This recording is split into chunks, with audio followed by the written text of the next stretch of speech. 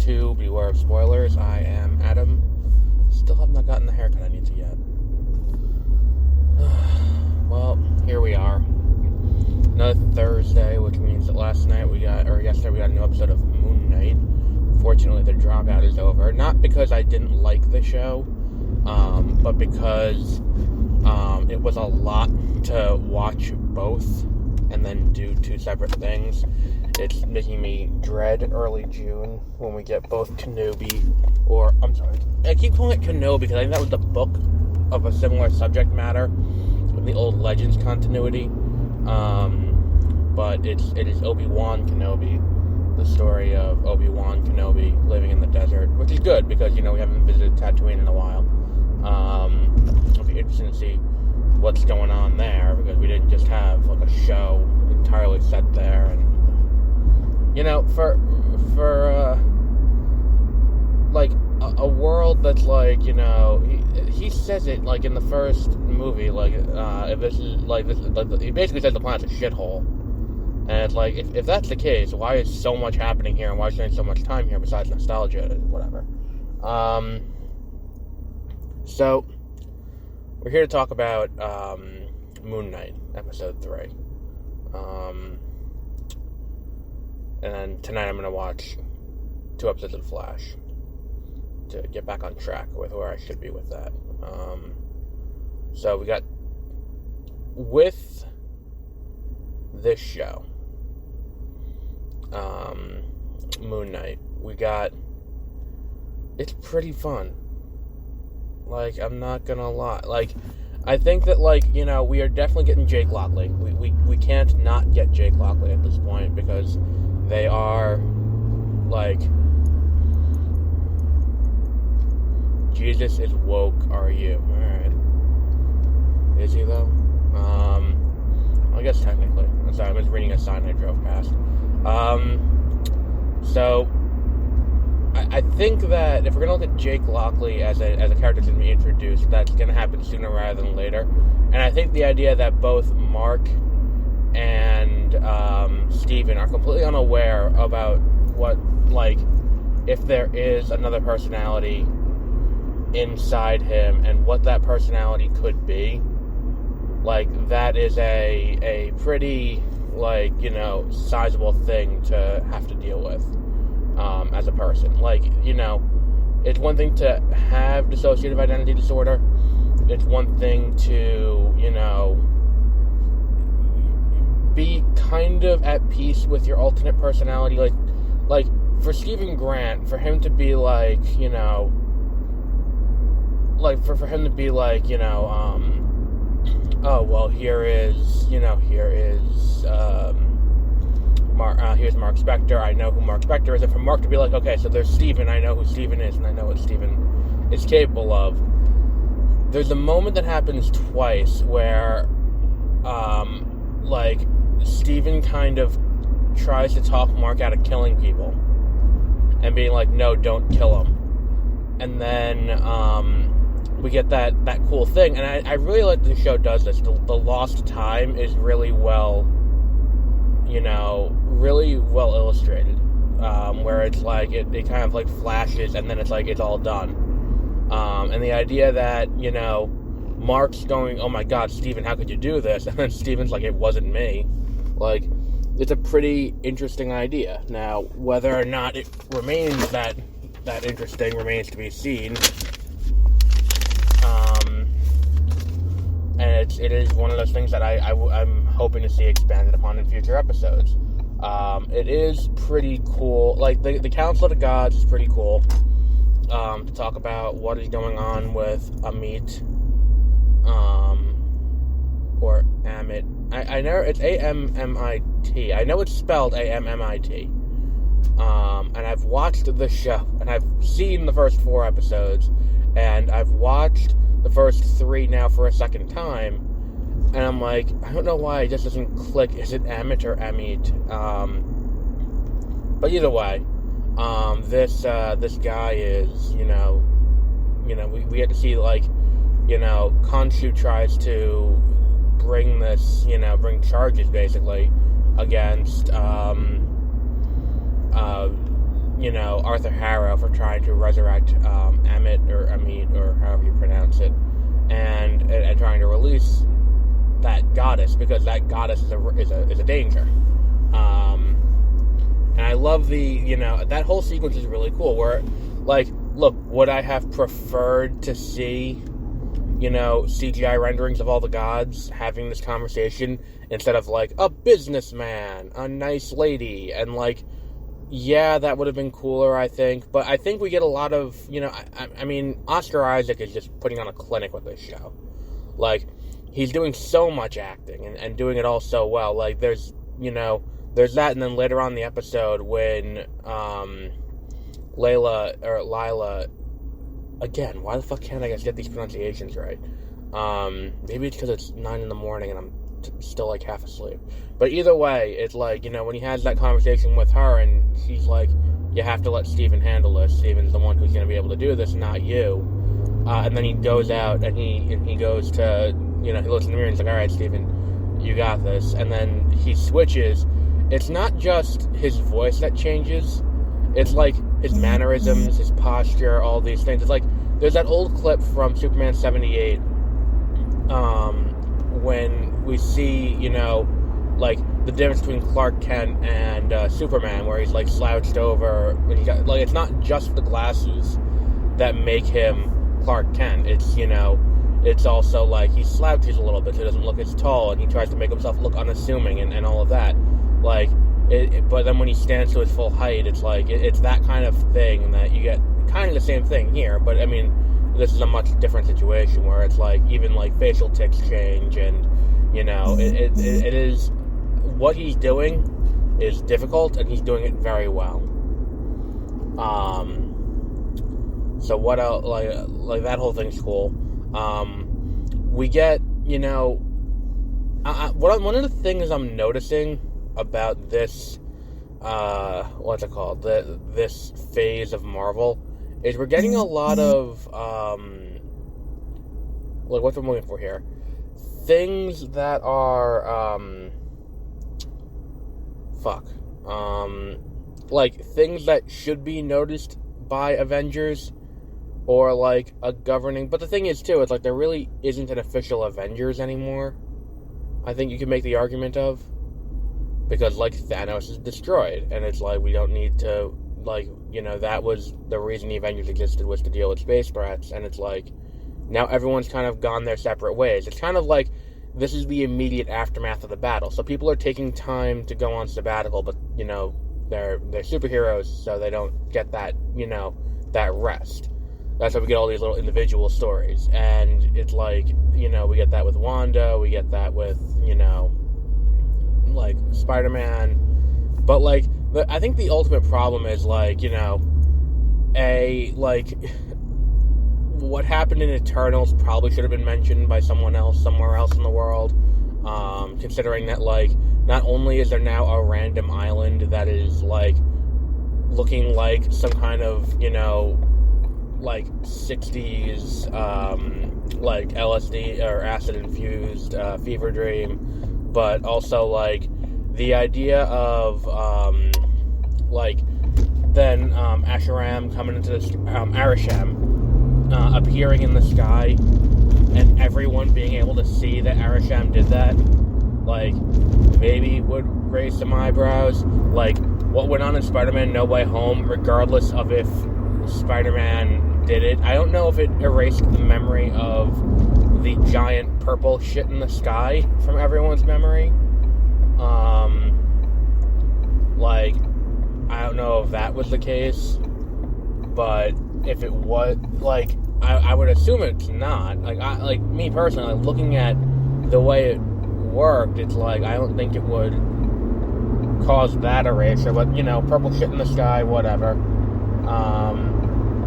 So, like, there's that, there's, and now all the shit that, over the course of this episode, Khonshu has done with the sky, you would think would be noticed by someone with powers who's like, hey, that's a little fucked up. Like, like the idea that, there was that one bit where it's like, the first time where it's like he causes an eclipse that shouldn't have happened, and it's like, that's kind of the easy one. But then when, like, probably the best, effect sequence of the show so far is the one where he and Steven in the I think it's Steven. Was it Steven? Yeah, I think it's Steven in the Mr. Knight suit. When it's him and Steven who are trying to move the night sky back to how it was 2,000 years or 3,000 years prior, like, it is a really cool sequence to see how the stars move and how, and how they drift over time. And it's an interesting kind of look to it. Again, I find myself confused as to why. I understand from a story perspective why we need to do this, where it's like, in order for Steven to be able to,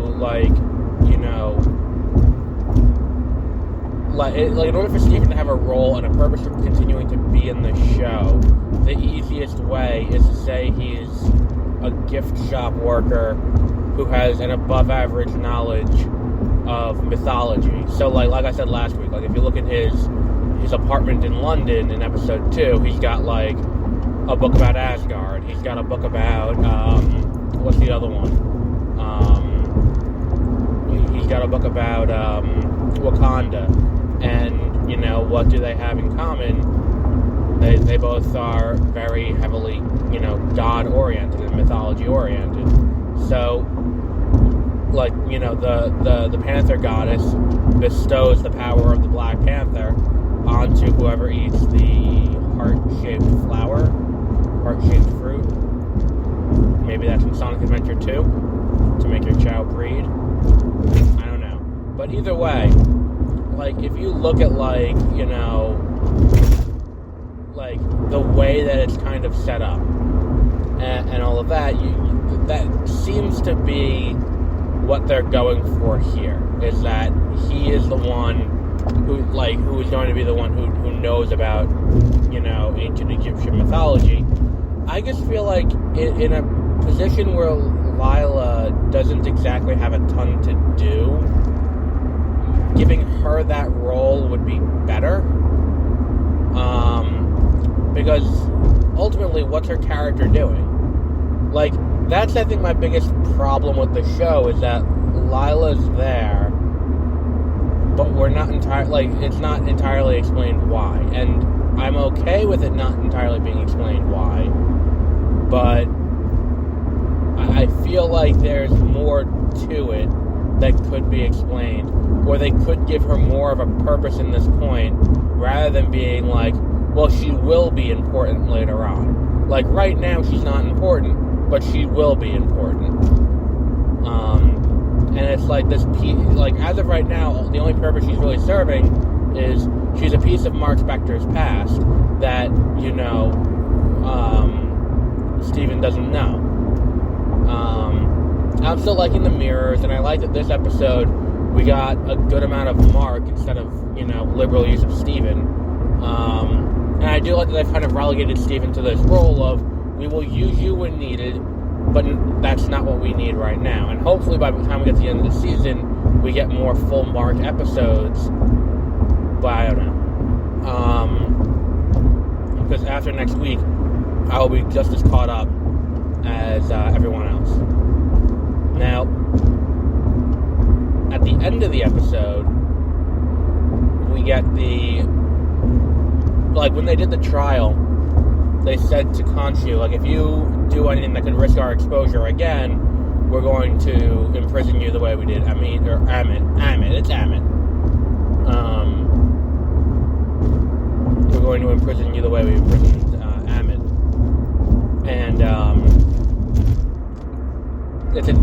then he does the thing to turn the sky back with Steven, and the thing is, it's like, and then they start, all right, we got gotta put him away now. So they start putting him away. And it leads to, this cool scene of him losing the suit. And the idea of Steven losing the suit is interesting because this isn't the first time that they've done this at Marvel. They've done this a few times, where they kind of start you in media res, where the character is a hero. And because the character is a hero, they don't really need to, they don't explain to you the origin. Now, they can do the origin story. But the problem is, because they keep doing this, it becomes, the rest of the plot arcs become predictable, considering we're now halfway through the show. This is the point in Spider-Man, in Spider-Man Homecoming, at the ferry. That's what we're up to right now. The sequence at the ferry, when, he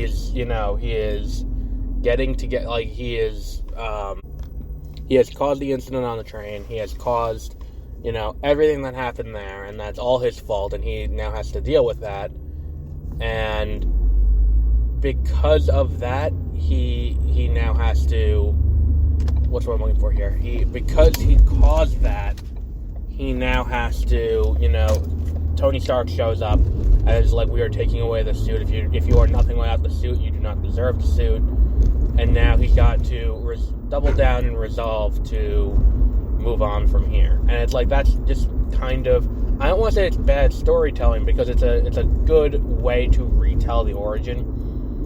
Because now you can tell the story of how he gets Moon Knight again. Because it's that's the thing. It's we didn't see him, bond with Khonshu or have Khonshu select him as his champion or avatar. But you do get this opportunity now to explain that in a new way. It's kind of like in Black Panther, when they strip the power of the Black Panther so he can fight M'Baku at Warrior Falls in the beginning of the movie, and then he has to go back and have the power given to him again. It's kind of like that. And to do this at kind of the midway point of the show, because you still have another 3 hours to go, or just under 3 hours, kind of like the length of a feature at this point, considering credits and all of that. But considering that's what's left, you're kind of stuck in the situation where it's okay, so what? So we have to, he has to do stuff on his own, then rebond with Khonshu, and then, because of that, he's going, that's the thing, too. It's the relationship between him and Khonshu has been tenuous, because it's it's about the two, he's going to eventually, it's fairly obvious where they're going. He's going to rescue Khonshu, they're going to reunite. Over the course of his quest to rescue Khonshu, he's going to realize that he needs him, and then the two of them are going to come back stronger than ever, and they're going to kick the ass of Arthur Harrow, who has now been bonded with Amit. And it's all, I don't want to be dismissive, but it's all fairly obvious story arcs going on from here. And I think that's kind of not necessarily a problem, as long as the acting's good and the effects are good and all of that.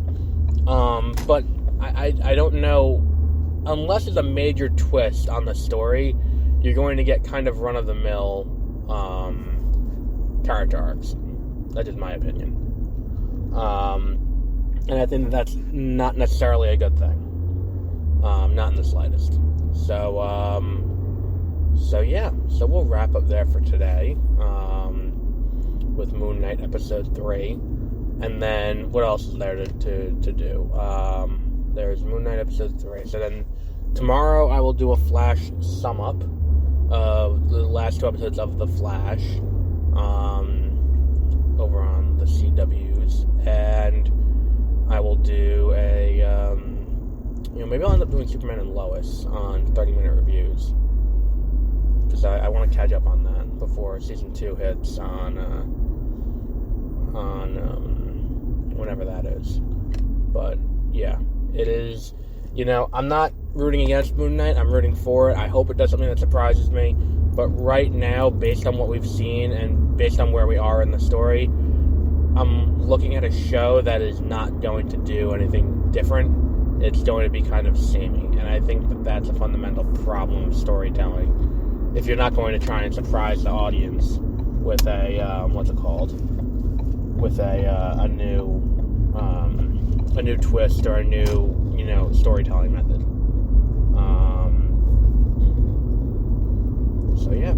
So we'll wrap up there for today. So until our next episode tomorrow morning, we talk about 2 episodes of Flash, and then tomorrow evening is Fantastic Beasts. And so until then, have a great rest of your week.